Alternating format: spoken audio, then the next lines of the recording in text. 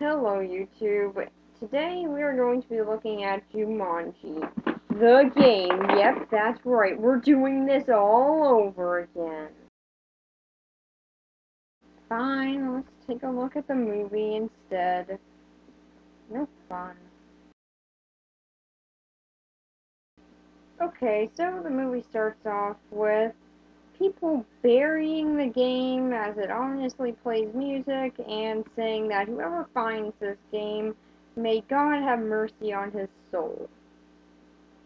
So clearly this game is just going to be something that is just a very ordinary game. I mean, like, with that type of an opening, I mean, there's no way that this game is going to turn out to be something bad. So, a boy who constantly gets bullied, Alan Parr, goes to see his dad to try and get some help with the boys that are chasing him, but his dad doesn't really help, mainly because he's so busy with the shoe crisis that his son caused, and Alan just sort of leaves, only to get beaten up by the boys, but come across the game Jumanji. And then he signed up for military school. Okay. This has no real bearing on the plot. It's just sort of he signed up for military school because conflict. So yeah, him and his dad have an argument, and he plans on running away, only to find out that girl he likes, named Sarah, comes over to his house because she heard he was getting bullied by her boyfriend. Okay, wait a minute. Alan was trying to get with a girl who already has a boyfriend. Kind of seems like he got bullied by himself there. I mean, you're trying to go out with a girl who's already dating someone. Kinda did that to yourself there, Alan. But they start playing the game because, running away from your family can wait for a little bit. And Alan accidentally gets sucked into the game as Sarah's just a jerk and just runs away screaming. Thank you, Sarah. You were such a help there. So, yeah, what happens after that? 25 years later, because of course 25 years go by, and now we see that a new family is moving into the house where Alan disappeared. And they seem rather fine outside of the fact that these kids' parents died, and one of them's a compulsive liar. Yeah, the compulsive liar thing doesn't have any real bearing on the plot either, nor does the fact that her brother doesn't talk. It's just a little quirk that they wanted to throw in, I guess. And they get bored one day and just find the game. So, of course, they find this mysterious game up in the attic and decide, well, we got 25 minutes before the school bus comes. Let's just play it. So, they start playing the game, and all of a sudden, the game starts coming to life. Everything that they play in it starts actually happening. When they roll a lion, then a lion actually comes out. And luckily for them, they also got a 5 and an 8, so Alan is now released from the game, because he was sucked in 25 years earlier. Now released from the board game, he fights off a lion. And people say that Robin Williams isn't awesome. He fights off lions. How is that not awesome? Seriously, why do people say that? He fights off lions in movies. How is that not cool? But anyway, he fights off this lion by outsmarting it. Truly, this was a battle of wits there. So now he goes around looking for his family because he's aged 25 years, but I guess he just thinks that it'll be a time paradox and everything will go back to normal. He'll just be an adult man with a child's amount of intelligence, and nobody will question that. Does he not realize that 25 years have gone by? Well, apparently not, and he goes around looking for his family. He is also refusing to play the game and finish it because, well, he got stuck into the game for 25 years. Pretty sure he doesn't want to relive that. So, he keeps on going and looking for his family, only to find out that their factory was shut down, as after his disappearance, his family would stop at nothing to try and find him. And they eventually did end up dying. Well, that's a bummer. So he decides, well, I got nothing else better to do, let's finish up this board game. So they start playing the board game, but realize that they need one more player, Sarah. So what epic thing is she doing now? Working with a psychic.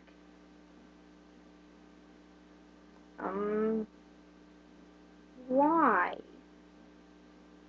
Yeah, they do somewhat explain this as that she needed some help and everything after everything that happened with the game, but here's my point of order. She was 7 or 9, whatever age she was. She was still pretty young. And she just saw, and she was there when a guy just up and disappeared. No one thought that this could have been a coping mechanism? I mean, come on. It clearly could have been a coping mechanism here. But nope, they instead said, hey, just put her in therapy. And that's the whole reason that she doesn't want to play the game again. Because she went to therapy for it.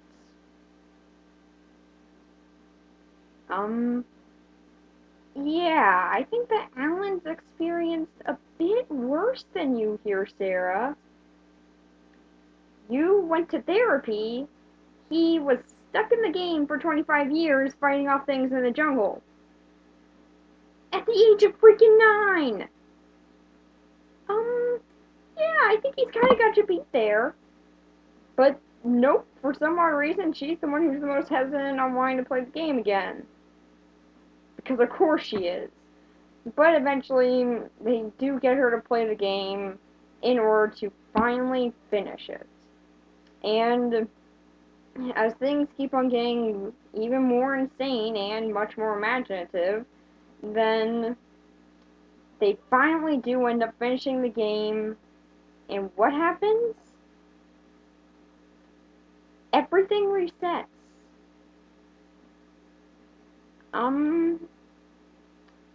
Okay, you guys might be thinking, like, if you haven't seen the movie, then you might be thinking, okay, like, the house is fine and everything, and all the stuff from the game is put back, but no.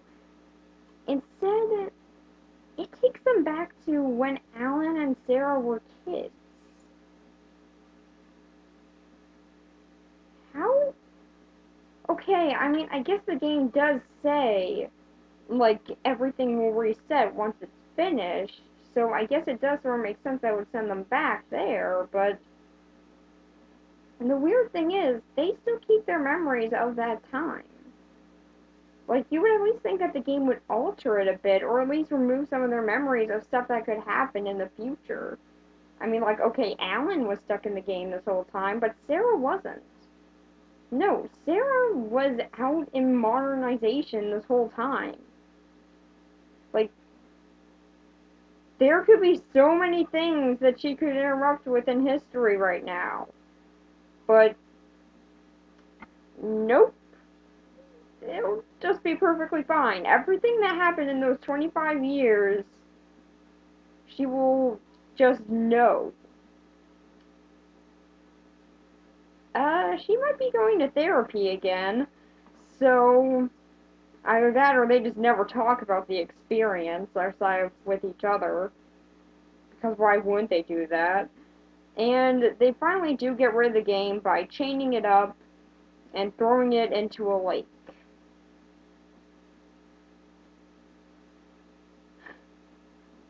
Why do people not just decide to burn this thing? I mean, it's made out of wood. It's not like you can't burn it. I mean, really, why not just burn this thing? It's not like you don't have a giant fireplace. You do. You can burn this game. And yet, nope, they just decide throw it into a lake. Because I guess they think that it'll sink, but then they see the game floating. Wouldn't they want to go after it immediately and then decide, okay, so the lake didn't work, let's throw in the fire? But no, of course, we needed an ending that would suggest that something more happens and the game does end up somewhere else. Oh, and by the way, Alan made up with his family because that's what you were wondering about this whole time. And they also create a time paradox by making Judy and Peter's parents not go on this trip that ends up killing them. So then what happens? Like, they messed that up. Does no one really question what would have happened there?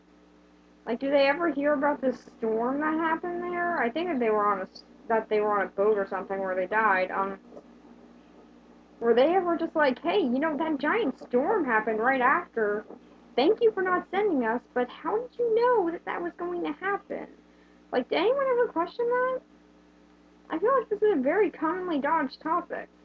But anyway, the game is now reset and everything is fine. So, for the story, I gotta say it's actually really imaginative. Um, they really do take advantage of what they have with it. Like, this game pretty much creates a jungle. That's what it does. That is what this game can do. And what did they decide? They are going to take advantage of that. They are going to do everything that they can with this idea. And they even did a lot of research for this. I am one of those people who does like going into the behind the scenes stuff, and they actually looked up scientific ways for all this sort of stuff to work and how all of this sort of stuff would actually happen. And it shows. They use that knowledge and their imagination combined into the storytelling. But outside of that, the story does actually work on its own. I think that there are some moments where there are some kind of cheap effects, like with the monkeys and stuff, but yeah, it's what they do with those monkeys that actually make it kind of that actually make you overlook the fact that the effects are bad. And yeah, it's actually really good. They definitely do use that imagination with it. Granted, I do think that the practical effects are better. I mean, seriously, those plants just look amazing. I mean, really, that looked amazing. Seriously, those plants, they're amazing. I love those plants. Why? Why do I focus on those plants? Because they're awesome. But, they really do use the imagination as the main aspect in the storytelling in this movie. But again, the storytelling does also convey its own. I mean, if we were to take out the effects, I think that it would still be a strong movie. Like, if we were to look past the effects in this movie and everything, and, like, all the imagination that's going on in it, it still has a pretty good story. Granted, we've seen the story be done a lot, but it's sort of the execution that they do with it that makes it different. I mean, they don't just go with the whole entire, oh yeah, his life is awful thing. No, he actually has a pretty good life. Like, he just has some first world issues Alan needs to work out. And he works those out in the jungle. So in the end, yeah, he ends up pretty good. And they do really work these things out. And they don't, but they also don't make the family issues or anything like that the main issue. The main issue is, of course, stopping the game and trying to get everything back. And that's the main focus that spirals around the whole entire idea of the movie. And with that, I think that the execution is actually pretty well done. And yeah, I really do like that. The characters are also able to hold up on their own. But I'll get onto them next. So, for the story, I'll give it an 8 out of 10. I really do like the execution, but it's mainly the imagination that surrounds it that definitely does get a higher ranking than what I would normally give it. the imagination and the storytelling both mix into something that's actually a really cool experience. So now on to the characters.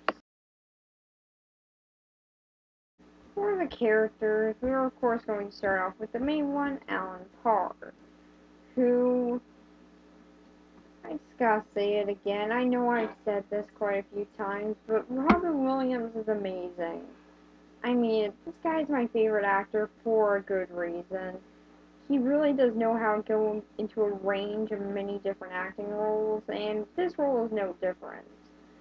Now, with his character, he can either range from being really funny, or actually being a pretty serious character. Yeah, I know, that's something that I didn't really remember from when I was a kid, but rewatching this movie, yeah, he actually does take the role kind of seriously. Like, there are only a few jokes that he has in it. Outside of that, most of the time his character is actually pretty awesome and just like, okay, no, we need to finish up this game. No, now we need to go find the game. Why are we losing this game so much? Okay, let's just go get the game and finish this. And with good reason.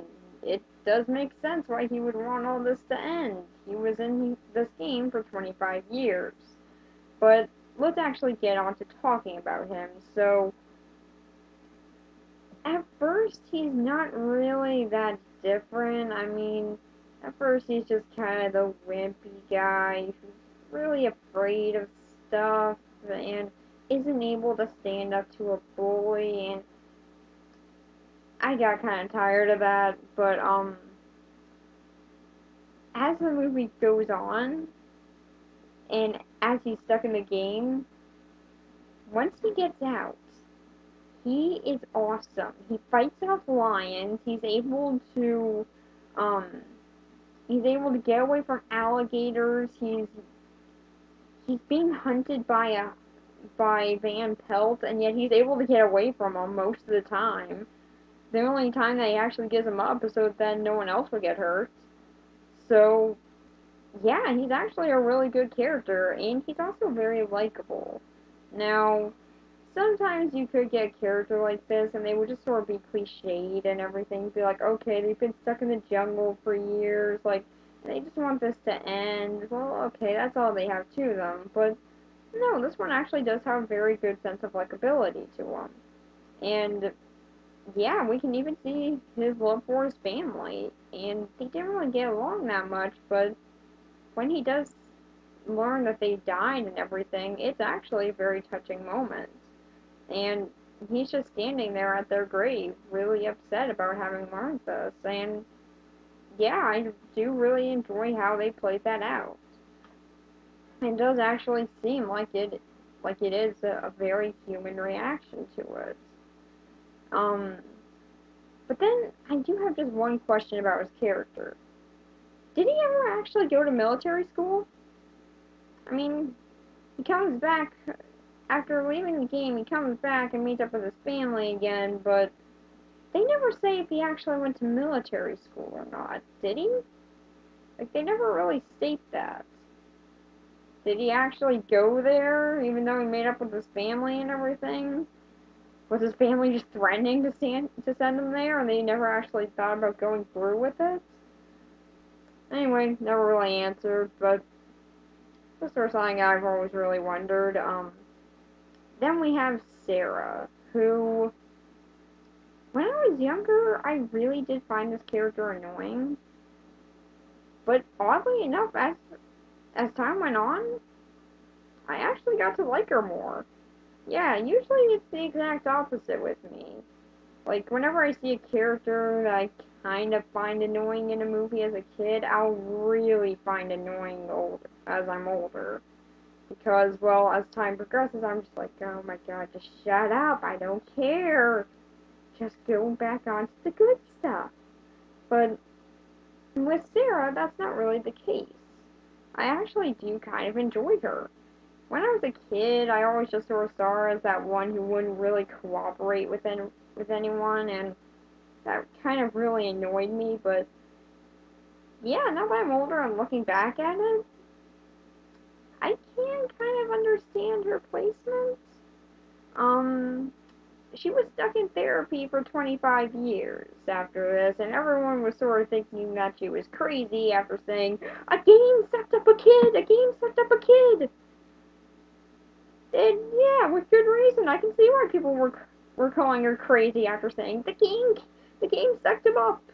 But yeah, it is actually kind of interesting to see how that played into it. And yeah, I'm still wondering how her growing up worked out. I mean, again, she knows all about this modern day stuff, and she's stuck 25 years in the past now with all this knowledge still in her head. So, is it like a flashpoint paradox thing where eventually her mind will just reset to that time or something?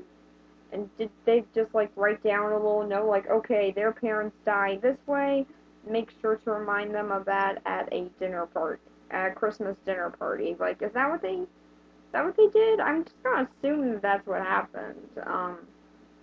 And did they also write down Judy and Peter? Make sure you meet them.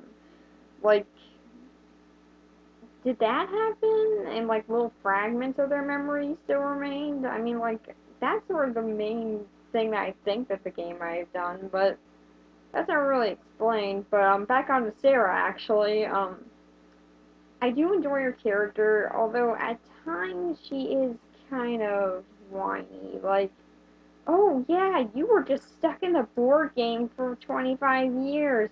I was stuck in therapy. Therapy! Ooh, therapy! Wasn't that terrifying? I mean, you were just stuck in a jungle for 25 years having to learn how to survive as you were a 9-year-old boy. But me, I was stuck in therapy, man. I had it hard. Like, really. That was the main thing that was her reason for not playing. I still don't get that. I mean, maybe the game sort of just like really negatively influenced her life, but with therapy? I mean, okay, I guess people calling her nuts would kind of be a motivator, but doesn't really seem that bad. But yeah, that's kind of my only real issue with her. Outside of that, she does definitely get better as the movie progresses. And that is something that I enjoy how they do with that. They mainly do that with this movie. As the movie goes on, the characters do get much more fleshed out. And yeah, that's not really something that happens that much anymore. Characters actually getting good development. So, after her, we have Judy, the compulsive liar of the bunch. And I really never saw any part of the compulsive liar thing being in her actual personality. Like, what was the point of that? I mean, okay, I guess it gives her a little quirk, but outside of that, what?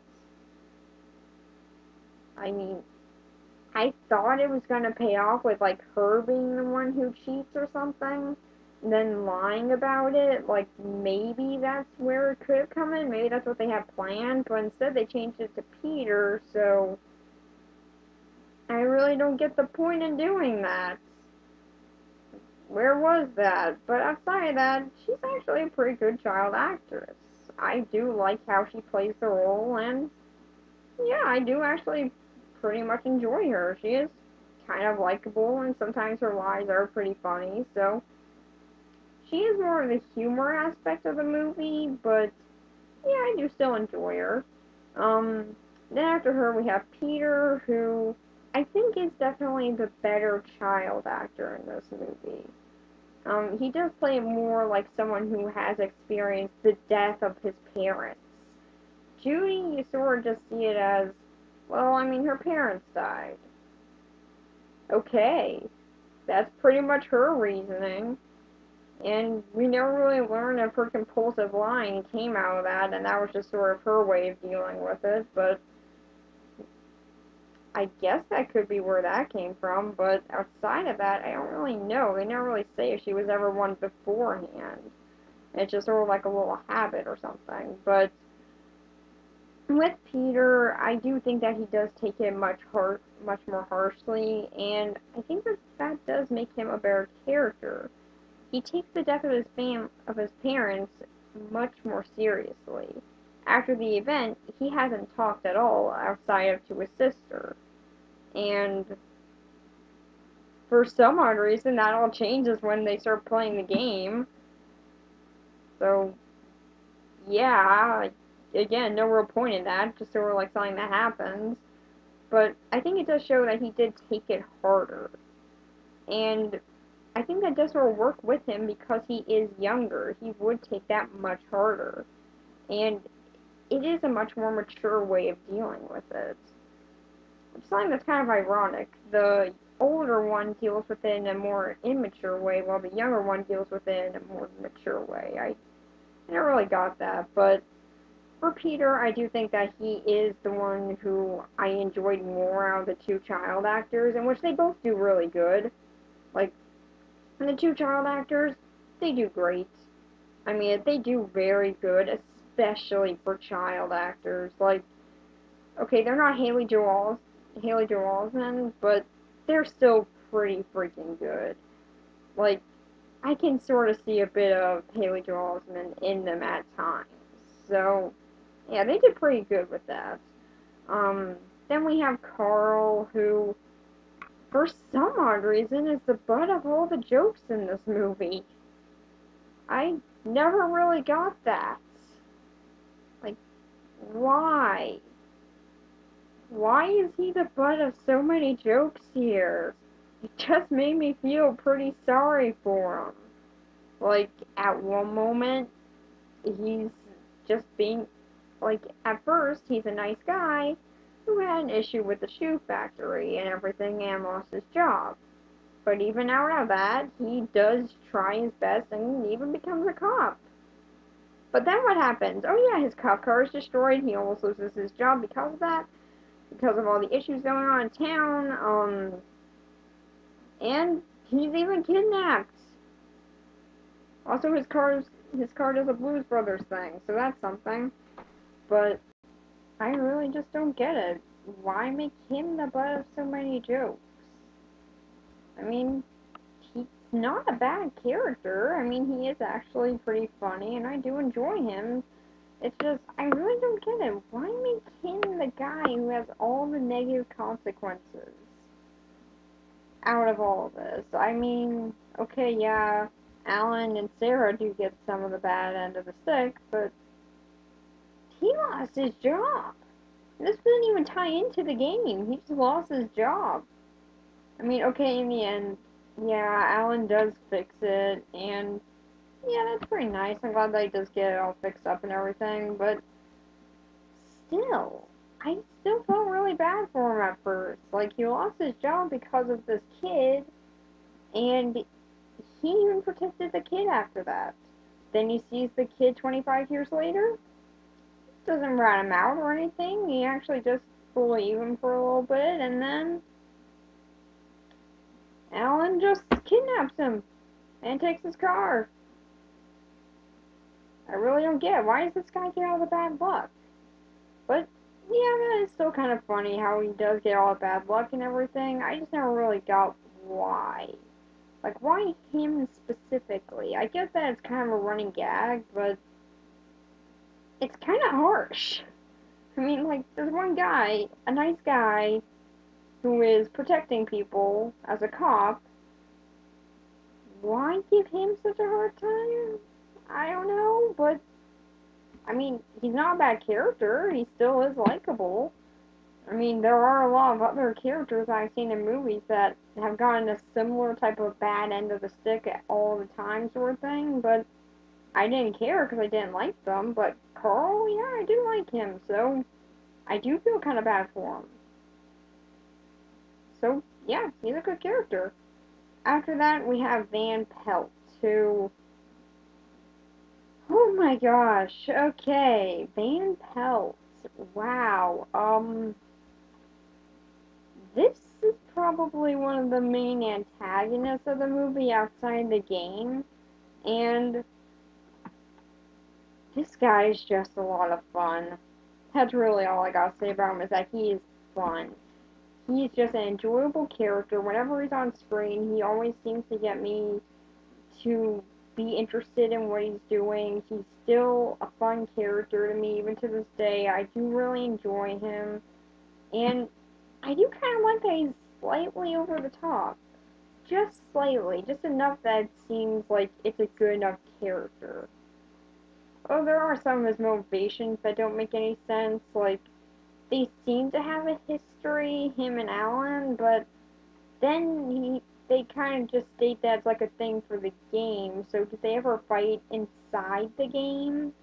Were they friends inside the game or something? I don't really get that. I want to know their history, but I'll tell you that, yeah, he's a pretty good character, and I do enjoy him. So, what do I think of the characters? They're all pretty likable, actually. Yeah, all of them are pretty enjoyable, and I don't really find myself hating any of them. So for the characters, I'm gonna give it a 7 out of 10, mainly because there are some times that I didn't really care, but for the most part, they do come off pretty likable and enjoyable. So, what do I think of this movie overall? Well, I definitely have a personal connection with this movie, seeing as this was the very second Ron Williams movie I ever saw. But that's not what's going to affect my decision here. The, the overall story of the movie is actually very inventive and pretty imaginative, and they do take advantage of that and use that for the film. It does impact it very positively. And the characters, while not the best, I mean, at times they are kind of cliched, especially in the beginning, they are still very likable and I do enjoy them. So, for the movie, I think I'm gonna give it a 7 out of 10. It has some very enjoyable stuff, and it's definitely a great movie, and I can see why it's a classic, and it's definitely a classic in my eyes. I do still see some flaws with it, but no movie's perfect, but it is still a pretty good movie, and overall, it is pretty solid. So if you're looking for a very imaginative movie with some really cool imagery and also a pretty good story and likable characters, this is definitely one to check out. So yeah, that's pretty much it. Next week I will be looking at Eragon. Bye.